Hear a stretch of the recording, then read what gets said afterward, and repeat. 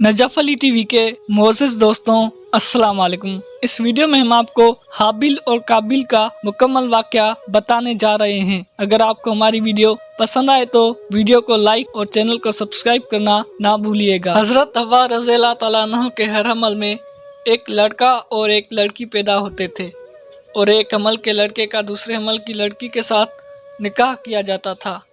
اور چونکہ انسان صرف حضرت آدم علیہ السلام کی اولاد میں منحصر تھے تو آپس میں نکاح کے کرنے کے علاوہ اور کوئی صورت ہی نہیں تھی۔ اسی دستور کے مطابق حضرت آدم علیہ السلام نے قابیل کا نکاح لیبدہ سے جو حابیل کے ساتھ پیدا ہوئی تھی، اور حابیل کا نکاح اکلیمہ سے جو قابیل کے ساتھ پیدا ہوئی تھی کرنا چاہا۔ قابیل اس پر راضی نہ ہوا، اور چونکہ اکلیمہ زیادہ خوبصورت تھی اس لیے اس کا طلبگار ہوا۔ حضرت آدم علیہ السلام نے فرمایا، کیونکہ وہ تیرے ساتھ پیدا ہوئی ہیں لہٰذا وہ تیری بہن ہے، اس کے ساتھ تیرا نکاح حلال نہیں۔ قابیل کہنے لگا، یہ تو آپ علیہ السلام کی رائے ہے، اللہ تعالیٰ نے یہ حکم نہیں دیا۔ آپ علیہ السلام نے فرمایا، اگر تم یہ سمجھتے ہو تو تم دونوں قربانیاں لاؤ، جس کی قربانی مقبول ہو جائے گی وہی اکلیمہ کا حقدار ہے۔ اس زمانے میں جو قربانی مقبول ہوتی تھی آسمان سے ایک آگ اتر کر اس کو کھا لیا کرتی تھی۔ قابیل نے ایک انبار گندم اور حابیل نے ایک بکری قربانی کے لیے پیش کی۔ آسمانی آگ نے حابیل کی قربانی کو لے لیا اور قابیل کی گندم کو چھوڑ دیا۔ اس پر قابیل کے دل میں بہت بغض و حسد پیدا ہوا، اور جب حضرت آدم علیہ السلام حج کے لیے مکہ مکرمہ تشریف لے گئے تو قابیل نے حابیل سے کہا کہ میں تجھے قتل کر دوں گا۔ حابیل نے کہا، کیوں؟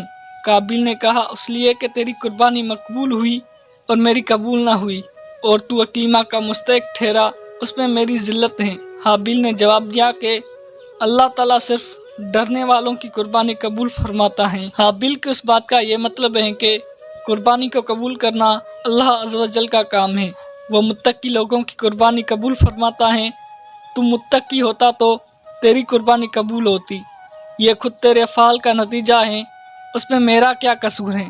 اگر تو مجھے قتل کرنے کے لیے میری طرف اپنا ہاتھ بڑھائے گا تو میں تجھے قتل کرنے کے لیے اپنا ہاتھ تیری طرف نہیں بڑھاؤں گا، کیونکہ میں نہیں چاہتا کہ میری طرف سے ابتدا ہو، حالانکہ میں تجھ سے قوی و توانا ہوں۔ یہ صرف اس لیے کہ میں اللہ عز و جل سے ڈرتا ہوں، اور میں یہ چاہتا ہوں کہ میرا یعنی میرے قتل کرنے کا گناہ اور تیرا گناہ یعنی جو اس سے پہلے تو نے کیا کہ والد کی نافرمانی کی، حسد کیا اور خدائی فیصلے کو نہ مانا، یہ دونوں قسم کے گناہ تیرے اوپر ہی پڑ جائیں تو دوزخی ہو جائے۔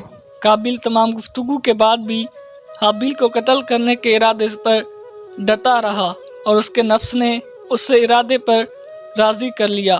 چنانچہ قابیل نے حابیل کو کسی طریقے سے قتل کر دیا، لیکن پھر حیران ہوا کہ اس لاش کا کیا کرے، کیونکہ اس وقت تک کوئی انسان مرا ہی نہ تھا۔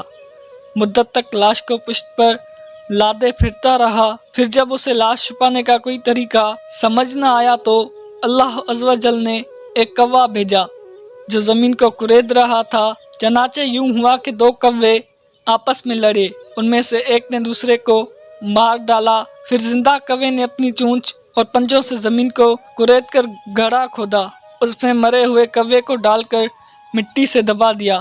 یہ دیکھ کر قابیل کو معلوم ہوا کہ مردے کی لاش کو دفن کرنا چاہیے، چنانچہ اس نے زمین کھود کر دفن کر دیا۔ قرآن پاک میں ہے، تو اس کے نفس نے اسے اپنے بھائی کے قتل پر راضی کر لیا تو اس نے اسے قتل کر دیا، پھر وہ نقصان اٹھانے والوں میں سے ہو گیا۔ پھر اللہ نے ایک کوہ بھیجا جو زمین کورید رہا تھا تاکہ وہ اسے دکھا دے کہ وہ اپنے بھائی کی لاش کیسے چھپائے۔ کوے کا واقعہ دیکھ کر قاتل نے کہا، ہائے افسوس، میں اس کوے جیسا بھی نہ ہو سکا کہ اپنے بھائی کی لاش چھپا لیتا، تو وہ پچھتانے والوں میں سے ہو گیا۔ حابیل اور قابیل کے اس واقعے سے یہ سبق حاصل ہوتا ہے کہ یہ واقعہ بہت سی عبرتوں اور نصیحتوں پر مشتمل ہے۔ ان میں سے ایک یہ کہ انسان نے جو سب سے پہلے جرائم کیے ان میں سے ایک قتل تھا، اور دوسری یہ ہے کہ حسد بڑی بری چیز ہے۔ حسد ہی نے شیطان کو برباد کیا، اور حسد نے ہی دنیا میں قابیل کو تباہ کیا۔